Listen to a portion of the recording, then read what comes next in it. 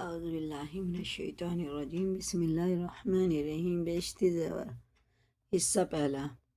اور وضو کا بیان ہمارا چل رہا ہے۔ وضو کا بیان پارٹ 2 ہے۔ یہ آدھا ہم نے کل پڑھا تھا۔ اب یہ دعا بھی ہم نے کل پڑھی تھی۔ جب وضو کر چکے تو سورہ انا انزلنا اور یہ دعا پڑھے، اللہم اجعلنی من التوابین وجعلنی من المتطہرین وجعلنی من عبادک الصالحین وجعلنی من الذین لا خوف علیہم ولا هم یحزنون۔ یہ ہم وضو کر کے پڑھتے ہیں نا تو 8 دروازے جنت کے اللہ تعالیٰ کھول دیتا ہے، جس سے چاہے میرا بندہ داخل ہو جائے۔ اے اللہ، کر دے مجھ کو توبہ کرنے والوں میں سے، اور کر دے مجھ کو گناہوں سے پاک ہونے والے لوگوں میں سے، اور کر دے مجھ کو اپنے نیک بندوں میں سے، اور کر دے مجھ کو ان لوگوں میں سے کہ جن کو دونوں جہان میں کچھ خوف نہیں اور زندہ اور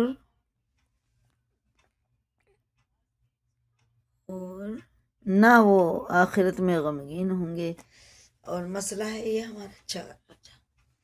جب وضو کر چکے تو بہتر ہے کہ وہ 2 رکعت نماز پڑھے، اور نماز کو جو وضو کے بعد پڑھی جاتی ہے تحیۃ الوضو کہتے ہیں۔ اس نماز کو جو وضو کے بعد پڑھی جاتی ہے تحیۃ الوضو کہتے ہیں، 2 رکعت ہوتی ہے، بہت ثواب ہے اس کا بھی۔ مسئلہ 15، اگر ایک وقت وضو کیا تھا پھر دوسرا وقت آ گیا اور ابھی وضو ٹوٹا نہیں ہے تو اسی وضو سے نماز پڑھنا جائز ہے، اور اگر دوبارہ وضو کر لے تو بہت ثواب ملتا ہے، ٹھیک ہے نا۔ مسئلہ 16، جب ایک دفعہ وضو کر لیا اور ابھی وہ ٹوٹا نہیں تو جب تک اس وضو سے کوئی عبادت نہ کر لے اس وقت تک دوسرا وضو کرنا مکروہ اور منع ہے۔ سمجھ میں آ گیا؟ جب تک اس وضو سے کوئی عبادت نہ ہو جائے تو مکروہ اور منع ہے دوسری وضو کرنا۔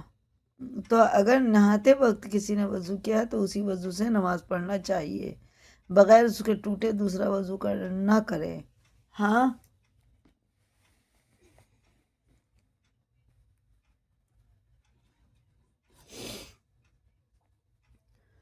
اگر کم سے کم 2 ہی رکعت نماز اس وضو سے پڑھ چکی ہو تو دوسرا وضو کرنے میں کچھ حرج نہیں بلکہ ثواب ہے۔ مسئلہ 17، کسی کے ہاتھ پاؤں پھٹ گئے اور اس میں موم، روغن یا اور کوئی دوا بھر لی اور اس کے نکالنے سے وضو زر ہوگا، یعنی نقصان ہوتا ہے، پریشانی، تو اگر بے اس کے نکالے اوپر پانی بہا دیا تو وضو درست ہے، ٹھیک ہے۔ یعنی کہ وہ جو ہم نے موم وغیرہ بھرا ہے، چکنی چیز بھری ہے تو اسے نکالیں، ایسا نہیں ہے۔ مسئلہ 19، اگر ہاتھ پاؤں یا پاؤں وغیرہ میں کوئی پھوڑا ہے یا کوئی اور ایسی بیماری ہے کہ اس پر پانی ڈالنے سے نقصان ہوتا ہے تو پانی نہ ڈالے، وضو کرتے وقت صرف بھیگا ہاتھ پھیر لے، اس کو مسح کہتے ہیں۔ اور اگر یہ بھی نقصان کرے تو ہاتھ بھی نہ پھیرے، اتنی جگہ چھوڑ دے۔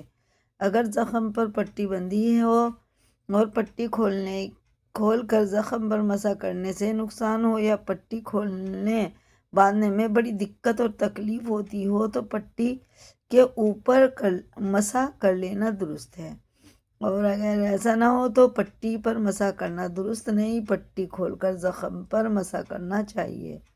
اگر پوری پٹی کے نیچے زخم نہیں ہے تو اگر پٹی کھول کر زخم کو چھوڑ کر اور سب جگہ دھو سکے تو دھونا چاہیے، اور اگر پٹی نہ کھول سکے تو ساری پٹی پر مسح کر لے، جہاں زخم ہے وہاں بھی اور جہاں زخم نہیں ہے وہاں بھی۔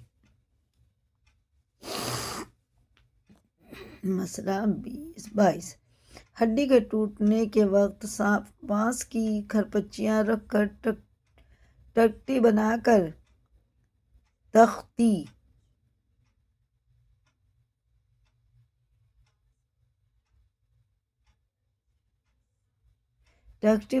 یا باندھتے ہیں، اس کا بھی یہی حکم ہے کہ جب تک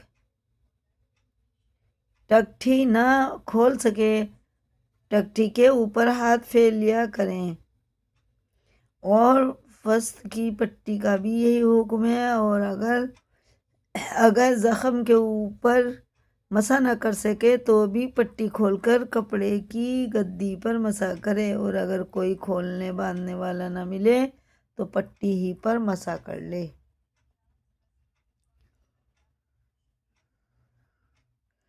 مسئلہ 23 ٹکٹی پٹی وغیرہ میں ٹکٹی اور پٹی وغیرہ میں بہتر تو یہ کہ ساری ٹکٹی پر مسا کرے، اور اگر ساری پر نہ کرے بلکہ آدھی سے زائد پر کرے تو بھی جائز ہے۔ اگر فقط آدھی یا آدھی سے کم پر کرے تو جائز نہیں۔ اگر ٹکٹی یا پٹی کھل کر گر پڑے اور زخم ابھی اچھا نہیں ہوا تو پھر باندھ لے، اور وہی پہلا مسا باقی ہے، پھر مسا کرنے کی ضرورت نہیں ہے۔ اور اگر زخم اچھا ہو گیا کہ اب باندھنے کی ضرورت نہیں تو مسا ٹوٹ گیا، اب اتنی جگہ دھو کر نماز پڑھے، سارا وضو دہرانا ضروری نہیں۔ اسے کو یاد کریں، لائک کریں، دوسروں کو بھی شیئر کریں، اگر نئے چینل پہ سبسکرائب کریں، کمنٹ میں اپنی رائے بتائیں۔ السلام علیکم ورحمۃ اللہ وبرکاتہ۔ اللہ حافظ۔